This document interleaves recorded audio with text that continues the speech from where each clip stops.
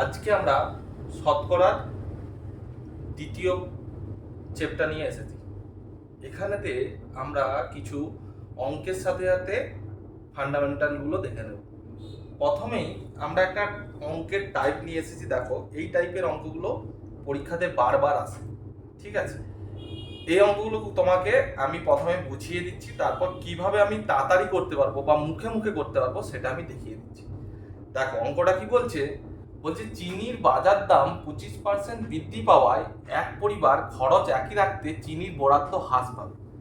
তাহলে দেখো, একটা জিনিস কি বলেছে, চিনির বাজার দাম বেড়ে গেছে, তাহলে খরচ একই রাখতে হবে।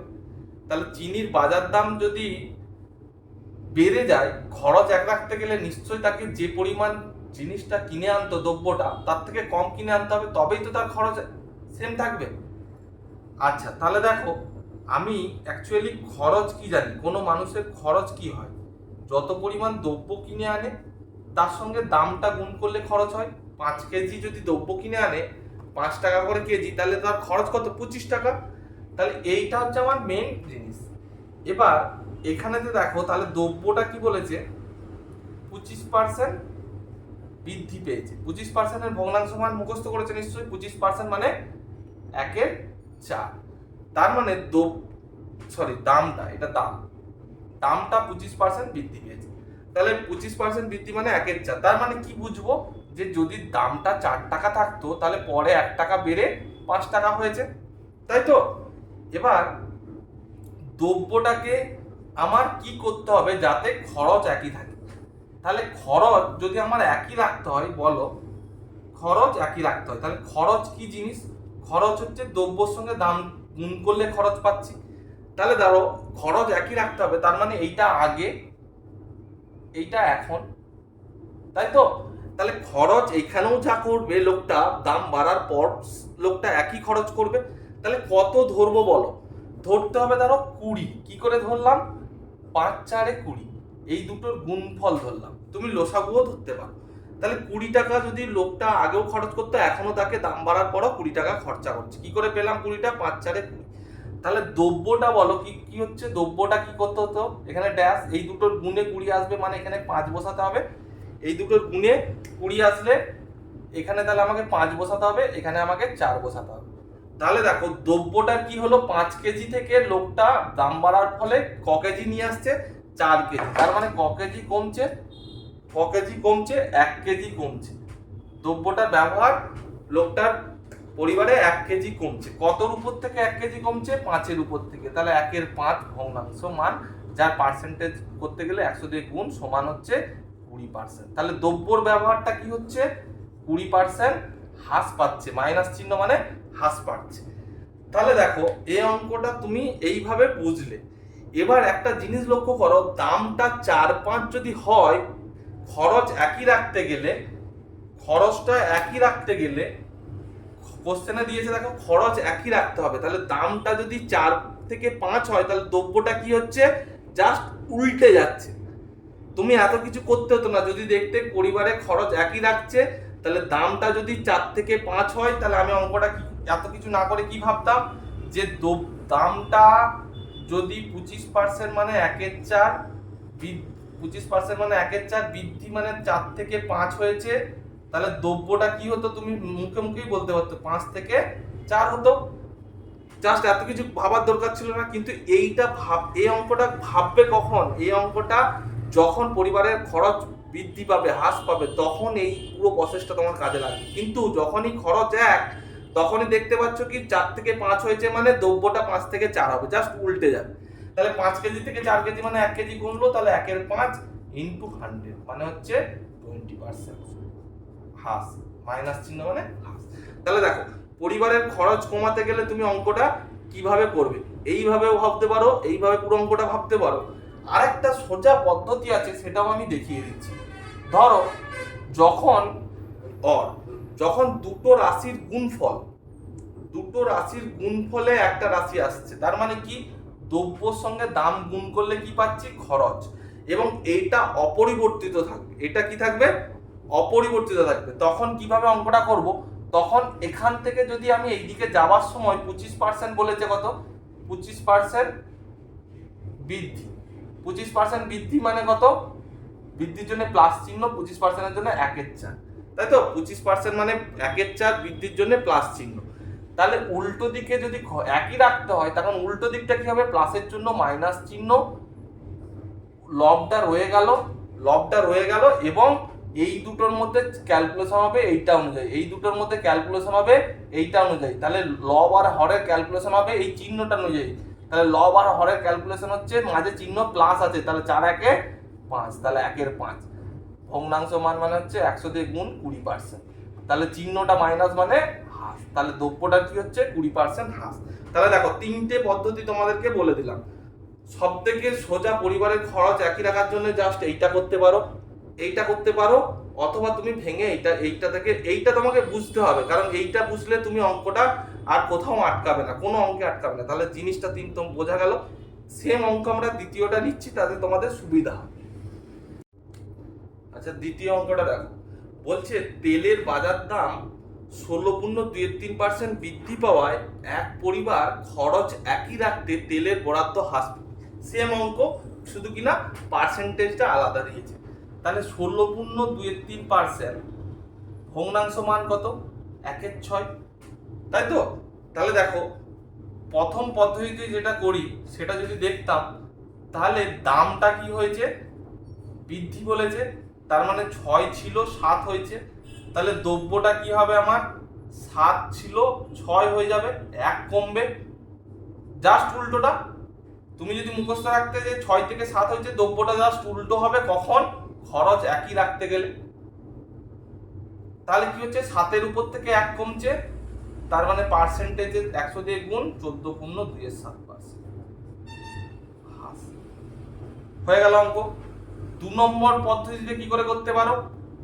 যে এই দিক থেকে যাবার সময় যদি আমার 16.23% বৃদ্ধি, তার মানে বৃদ্ধির জন্য প্লাস চিহ্ন 1/6 হয়, তাহলে এই দিক থেকে আসার সময় কি হবে? প্লাসের, এখানে প্লাস মানে উল্টো দিকে মাইনাস, আর উপরেরটা লবটা রয়ে গেল, এই দুটোর ক্যালকুলেশন এইটা অনুযায়ী হবে, মানে 7।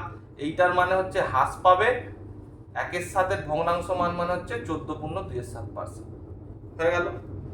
তুমি যদি ভেঙে করতে চাও তাহলে হচ্ছে দাম 16.27% মানে হচ্ছে কত?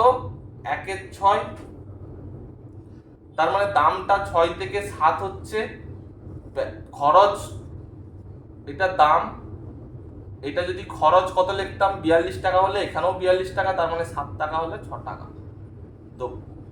তাহলে 1 কমলো, তাহলে কার উপর থেকে 1 কমলো? 7-এর উপর থেকে। 100 দিয়ে গুণ 14.27%, মাইনাস চিহ্ন মানে হাস। বোঝা গেল? সব থেকে বেস্ট উপায় এইটাকে করা, তারপর এইটা করা, তারপর এটা করা।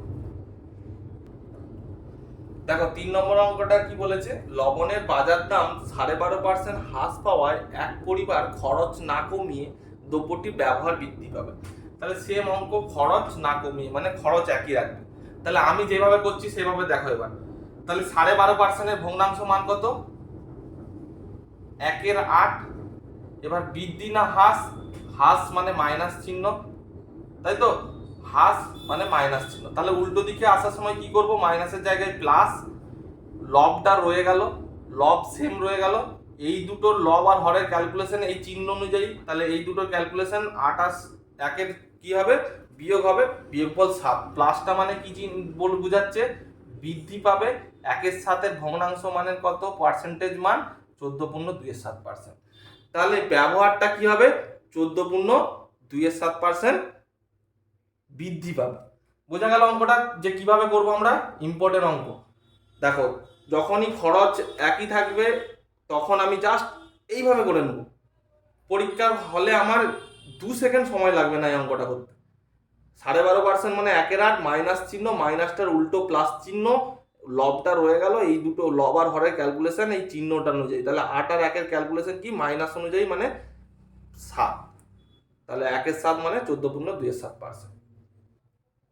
দেখো টাইপ 2-তে আমরা কি দেখতে পাচ্ছি? অঙ্কটা দেখো, বলছে আয়তাকার ক্ষেত্রের দৈর্ঘ্য 10% বৃদ্ধি ও প্রস্থ 4% হ্রাস করা হলো, ক্ষেত্রফলের পরিবর্তন কত? তাহলে ক্ষেত্রফল কি জিনিস? আয়তক্ষেত্রের ক্ষেত্রফল হচ্ছে দৈর্ঘ্য ইন্টু প্রস্থ, ক্ষেত্রফল কি দৈর্ঘ্য ইন্টু প্রস্থ। তাহলে দেখো দুটো রাশির গুণফলে একটা আসছে, কিন্তু এখানে ক্ষেত্রফল মানে গুণফল রাশিটার পরিবর্তন জিজ্ঞেস করেছে। তখন কি দেখেছিলাম টাইপ মানে এই রাশিটা একই থাকছে, তার জন্য আমরা ঘুরিয়ে করতে পারছিলাম, বা তিনটে পদ্ধতি যেটা দেখেছিলাম তোমাদের সুবিধা হবে করতে পারো। কিন্তু এখানে দেখো সব থেকে সোজা উপায় হচ্ছে দৈর্ঘ্য প্রস্থ আর হচ্ছে ক্ষেত্রফল, যে মেন ফান্ডাটা দিয়ে অঙ্কটা দেখেছিলাম সেভাবেই করতে হবে। তাহলে দৈর্ঘ্যটা কি 10% বৃদ্ধি, 10%-এর ভগ্নাংশ মান কত 1/10, তার মানে 10 থাকলে কত হয়ে গেছে দৈর্ঘ্যটা 11 একক হয়ে গেছে, 10 একক থেকে বেড়ে 11 একক হয়ে গেছে। প্রস্থটা 4% হ্রাস, তাহলে হ্রাস 4%-এর মানে কত 1/25, তাহলে 1/25 যদি হতো তাহলে হ্রাস মানে 25 থাকলে কত হয়ে গেছে 24, তাই তো। তাহলে 25 থাকলে কত হয়ে গেছে 1 কমে 24 হয়ে গেছে। তাহলে ক্ষেত্রফলটা দেখো আগে কত ছিল 10 আর 25-এ 250 ছিল, ঠিক তেমনি 11 আর 24-এ কত হয়েছে 264, 264।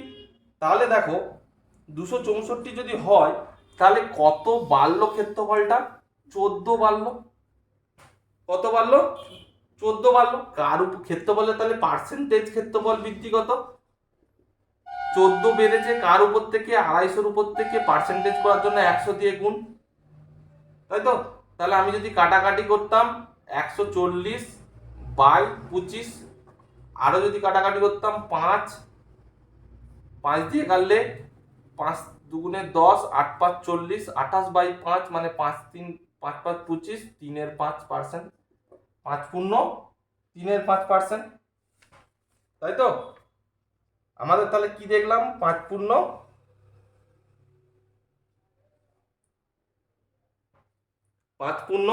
3/5% কি হচ্ছে আমার বৃদ্ধি হচ্ছে, 14 কি হয়েছে বেড়েছে, তার মানে 5 পূর্ণ 3/5% বৃদ্ধি। তাহলে দেখো অঙ্কটা আমার কিন্তু মেন ফান্ডারটাই অঙ্কটা হলো। দৈর্ঘ্যটা কি দেখলাম 10% বৃদ্ধি মানে 1/10, 10 থাকলে 11, প্রস্থটা 4% হ্রাস মানে 1/25, 25 থাকলে তাহলে 1 কমে যায় 24। তাহলে ক্ষেত্রফলটা দেখো 10 25-এ 250, 10 24 11 24-এ 264, মানে 250 থেকে 264 হয়েছে, মানে 14 বেড়েছে কার উপর থেকে 250-এর উপর থেকে। তাহলে 250-এর উপর থেকে 14 বাড়া মানে হচ্ছে পার্সেন্টেজে ক্যালকুলেশন করে দেখছি 5 পূর্ণ 3/5% বৃদ্ধি।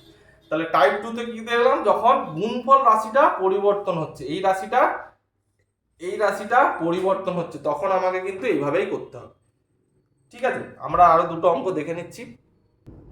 আচ্ছা সেকেন্ড অঙ্কটা দেখো, যে বলছে আয়তাকার একটি ক্ষেত্রের দৈর্ঘ্য 20% হ্রাস এবং প্রস্থ 10% বৃদ্ধি করা হলে ক্ষেত্রফলের পরিবর্তন কত। তাহলে দৈর্ঘ্যটা কি বলেছে আমার 20% হ্রাস, তাহলে 20%-এর ভগ্নাংশ মান কত 1/5, তাহলে 5 থাকলে ভগ্নাংশ এই 5 থেকে কত হয়েছে 5 একক থেকে 4 একক। ঠিক তেমনি প্রস্থটা কি হয়েছে 10% বৃদ্ধি, তাহলে 10% মানে 1/4, তাহলে 4 থাকলে বৃদ্ধি পেয়ে কত হয়েছে 5, তাই তো। 10% মানে 1/10, তাহলে 1/10 মানে 10 থাকলে কত হয়ে গেছে বৃদ্ধি পেয়ে 11 হয়ে গেছে। তাহলে দেখো ক্ষেত্রফলটা কি হয়েছে, ক্ষেত্রফল কি জানি ক্ষেত্রফল এই দুটোর গুণফল, তাহলে 50 থাকলে কত হয়ে গেছে 44, 50 থাকলে কত হয়ে গেছে 44, তার মানে 50-এ কত কমেছে 6 কমেছে, তাহলে 100-ই কত কমবে 12% কমেছে মানে হ্রাস। তাহলে ক্ষেত্রফলটা পরিবর্তন কি হচ্ছে 12% হ্রাস। দেখো আমরা টাইপ 2 অ্যাডভান্স করেছি, অ্যাডভান্স করার কারণটা আমরা বুঝতে পারবো। দেখো বলছে কফির বাজার দাম 15% বৃদ্ধি পাওয়ায় একটি পরিবার কফির ব্যবহার 15% হ্রাস করে, পরিবারের খরচে শতকরা পরিবর্তন কত। তাহলে সেম অঙ্ক তোমরা যদি ভাবো তাহলে কি হয়েছে দামটা 15% বৃদ্ধি, তাহলে 15%-এর ভগ্নাংশ মান কত 3/20, তাই তো। তার মানে 20 ছিল 23 হয়ে গেছে দামটা। তেমনি কফির ব্যবহার মানে দ্রব্যটা কি হয়েছে 15% হ্রাস পেয়েছে মানে 3/20, মানে 20 ছিল 17 হয়ে গেছে। তাহলে তাহলে দেখো পরিবারটার খরচ কি হলো খরচ দেখো 20 400 টাকা ছিল, সেটা কমে যে 23 × 17 মানে কত হয়েছে, 17 × 51, 5 17 × 34, 5 39, 391 টাকা হয়ে গেছে। তাহলে খরচটা দেখো 400 করতো সেই লোকটা, এখন এই ক্যালকুলেশনের পর 391 টাকা খরচ করছে। তার মানে ক টাকা কমে গেল, তার খরচ 9 টাকা কমে গেল। তাহলে কার উপর থেকে 9 টাকা কমলো, 400-র উপর থেকে। তাহলে 100% করার জন্য 100-র উপর থেকে কত কমলো, মানে 4 দুগুণে 8, তাই তো? তার মানে হচ্ছে 2.25% হ্রাস, খরচটা হ্রাস হলো, তাই তো? তাহলে দেখো খরচটা কি হচ্ছে আমার 2.25% হ্রাস হচ্ছে। এবার এই অঙ্কটায় অ্যাডভান্সে করা আছে, কারণটা কি দেখো, অ্যাডভান্সে করা আছে কারণ হচ্ছে দেখো দামটাও যে পার্সেন্টেজ বৃদ্ধি পেয়েছে, দ্রব্যটা ঠিক সেই পার্সেন্টেজ হ্রাস পেয়েছে। অ্যাডভান্সে করা আছে কারণটা কি দেখো, একটা অঙ্ক যে দামটাও যে পার্সেন্টেজে বৃদ্ধি পেয়েছে, দ্রব্যটাও সেই পার্সেন্টেজে হ্রাস পেয়েছে। আর পরীক্ষায় জানো তো এই অঙ্কটাই পড়ে, যাতে তোমরা এইভাবে করে সময়টাকে নষ্ট করো। এই অঙ্কটার একটা নিজস্ব একটা আছে, এই অঙ্কটার একটা সূত্র হচ্ছে x²/100 সর্বদা হ্রাস। কি বললাম, x²/100 সর্বদা হ্রাস। কারণ কি, দাম আর দ্রব্য দুটো রাশি একই পার্সেন্টেজ বৃদ্ধি একই পার্সেন্টেজ হ্রাস দিয়েছে, একটা বৃদ্ধি একটা হ্রাস। তাহলে উত্তর কত হতো, 15x মানে হচ্ছে পার্সেন্টেজ মানটা বাই 100, আর সর্বদা পার্সেন্টেজটা হ্রাস। তাহলে হচ্ছে 15 × 225 বাই 100 মানে 2.25% হ্রাস। বুঝা গেল? তাহলে আমি এই অঙ্কটা দেখলে এত কিছু করতামই না, যদি আমি অ্যাডভান্সের এই জিনিসটা মনে রাখতাম যে একই পার্সেন্টেজ বৃদ্ধি একই পার্সেন্টেজ হ্রাস মানে x²/100, আর সবসময় হ্রাস। তাহলে 15² মানে 225 মানে 2.25% হ্রাস। আমার অঙ্কটা কষতেই হতো না, দেখলেই আমি বসিয়ে দিতাম অ্যান্সার। দেখো সেম অঙ্ক নিয়েছি, বরাদ্দ তেলের দাম 30% বৃদ্ধি পাওয়ায় একটি পরিবার তেলের ব্যবহার 30% হ্রাস করে। তাহলে পরিবারের বরাদ্দ বাদাম তেলের জন্য বরাদ্দ খরচের পরিবর্তন।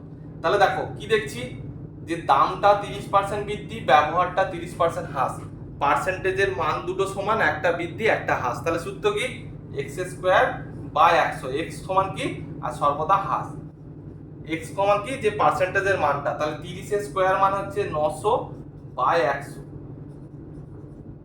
মানে হচ্ছে 9%, সর্বদা কি, হ্রাস। বুঝতে পেরেছো?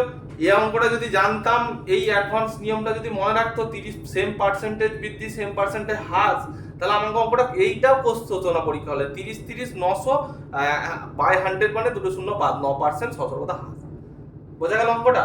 তাহলে এখানে এইভাবে আমরা অঙ্কগুলো করব।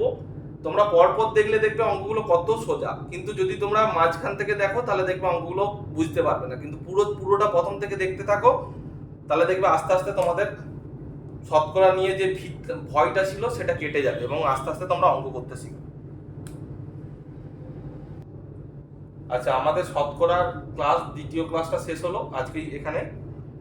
এরপর আস্তে আস্তে আমরা পরবর্তী ক্লাসগুলো স্টাইপ সহ অঙ্ক সহ বোঝানোর চেষ্টা করব। তোমরা চ্যানেলটিকে সাবস্ক্রাইব করে দেখো, তাহলে তোমরা সমস্ত প্লে লিস্টে আস্তে আস্তে পেতে থাকবে। আর ভালো লাগলে বন্ধুদের সঙ্গে শেয়ার ও লাইক করে দিও। ধন্যবাদ।